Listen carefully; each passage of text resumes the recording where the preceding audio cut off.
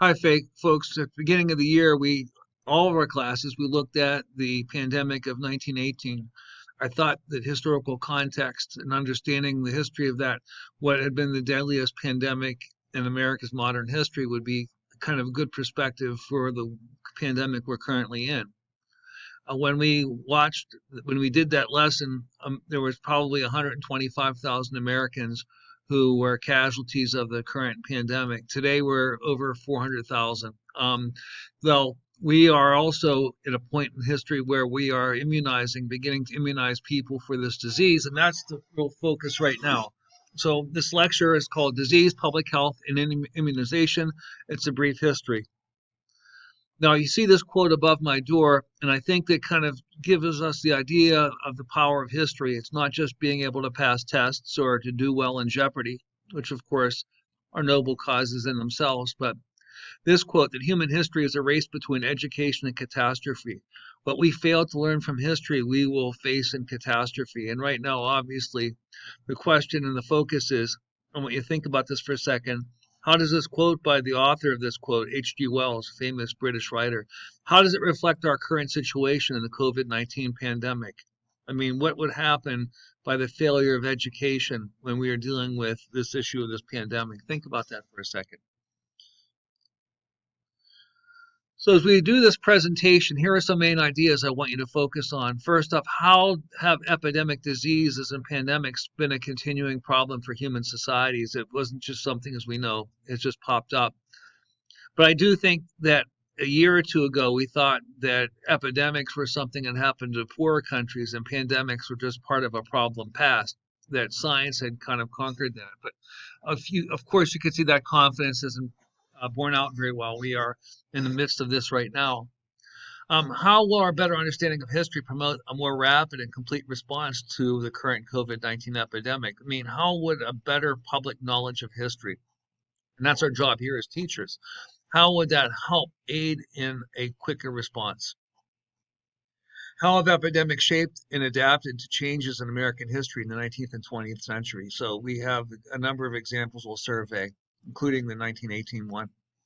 How have people been able to take a more aggressive scientific approach to the problem of epidemics and pandemics through the application of science?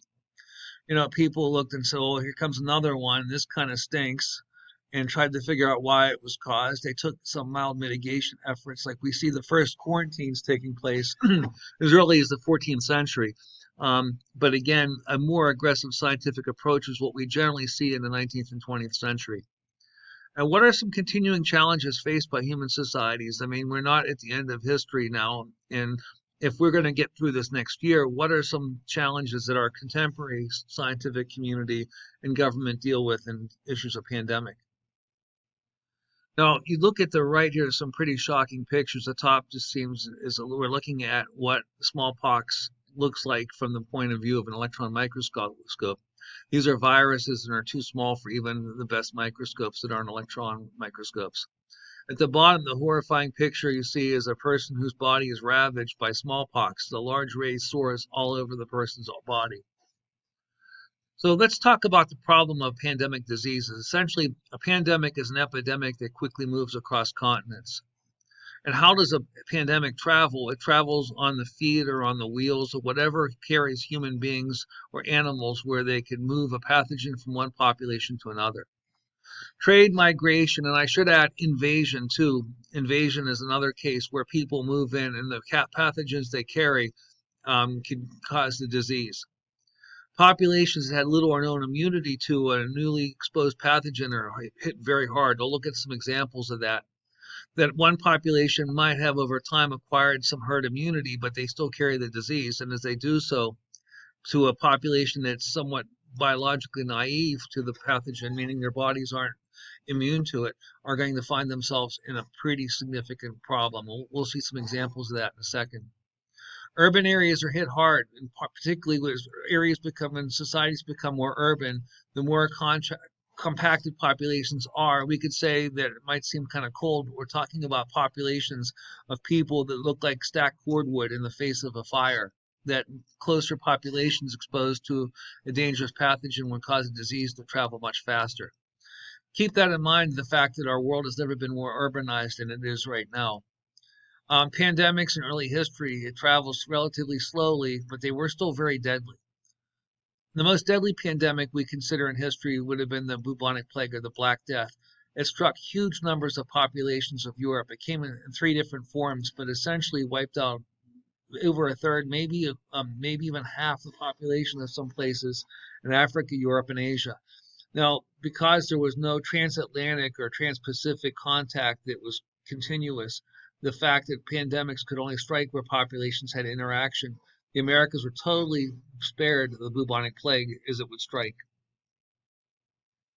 You see a picture there on the right. You can see the movement of the bubonic plague from Mongolia and East Asia into Europe, kind of like the current pandemic. It kind of came from the east, and you see an artist's rendering of the chaos, of the horror of one of the later outbreaks of plague. Now, as we move into the American era of history, we look at in the 16th, 17th, and 18th century, we have to look at this. Europeans had continually struggled with that disease called smallpox, but generally speaking, because of long-term exposure, Europeans had a relative immunity to the disease. That wasn't to say they didn't suffer from it, but they were much less likely to suffer the significant consequences. The European explorers who had that somewhat immunity when they came to Americas were carrying the disease. Not that it was the plan, but as Europeans interacted with American Indians, an estimated 90% of the Indian population would die from this disease. This actually was much more deadly than the weapons that the settlers and the conquistadors carried. In many ways, it helped clear the land of the Americas for European settlement. So when the Pilgrims, for example, came to New England, they found very few American Indians there, and they found the land to be relatively open and even villages to be cleared so that easier to be inhabited. They were cleared because smallpox had wiped out their inhabitants 20 or 30 years earlier because of casual contact with fishermen from further north. Um, it was unintentional, but in some cases we could see smallpox were actually weaponized by European settlers, where smallpox infested blankets were given to American Indians for the purpose of wiping out populations. Epidemics like yellow fever would continue to hit American cities through the 19th century. Yellow fever is carried by mosquitoes that came from the Caribbean, but would come through the southern and central states. As Philadelphia in the 19th century was hit by a number of yellow fever epidemics. Cholera and typhoid, which were waterborne diseases, as American cities grew more populated and water systems were not keeping up with sanitation, that this was spread by feces particularly, and in many cases, for example, when wellheads were close to the outhouse, you could see that cholera and typhoid rates would rage. On the right, you see this one of the most infamous characters in early 20th century history, Typhoid Mary. She was a carrier of typhoid, but she didn't realize this. And you can see in this cartoon, there she is, as produced, and she was a cook, ironically. And as she was breathing on the food that would unwittingly subject her people eating her food to typhoid, she was responsible for the death of dozens of people, known as Typhoid Mary. Now, we start to see in the 18th century, or even before that in some ways, attempts to use science to approach the disease, more than just a mitigation effort of like quarantines, which we see in much earlier history. The Chinese, we're not exactly sure when, but the Chinese learned that when you expose people to a weakened form of smallpox, it would make them less likely to suffer severely from the disease. Maybe this is something we could see maybe in the 13th or 14th century, a long time ago. But we know that later on, they had stumbled on the idea of stimulating immunity. When you expose the human body to low levels of a virus or something of that nature, the human body mobilizes antibodies to take on the invader. And if the disease is weak enough, it kind of gets like a kind of a pep rally for all of your immunity, and it kind of rallies your body to produce the things it needs to fight the disease. So when your body's mobilized for this with a weaker form of it, when the strong form comes, it can't find a foothold into your body. This is where the science of immunology begins. In 1796, an Englishman, Edward Jenner, had noticed that milkmaids contracted something called cowpox from working with the cows. The disease might have been uncomfortable, but was nowhere near fatal, nowhere near what smallpox was. So what they believed was if they could inject people with cowpox, they could stimulate the immunity. And that's what we get the term vaccination from, because the word vaca in Latin or in Spanish means cow. So that's where we get the word vaccination. So consequently, smallpox becomes the first huge significant pandemic disease eradicated by vaccination. No one on earth has died from smallpox in 1980, which is indeed shocking because it was probably, maybe next to bubonic plague, the deadliest disease, the deadliest infectious disease on earth. We know that that vaccination approach would also eventually be used for other diseases. Now, instead of showing these movies now, I'm going to post these two movies at the end on the Google Classroom so you can watch them, 5 to 7 minutes each, to give you a little bit of background. We look at this idea of life expectancy. Life expectancy is, generally speaking, at any given time in history, how long could a person expect to live? Now, if it was in 1900, an average person might expect to live about 48 years, and tragically, that was over 10 years less for Black Americans because of the impact of racism and poverty. Today, an average American could expect to live between 78 and 79 years. Although the opioid epidemic and the current COVID epidemic has kind of actually lowered that rate for the first time in decades, that number has been going steadily up since 1900. And the gap between black and white is much less today.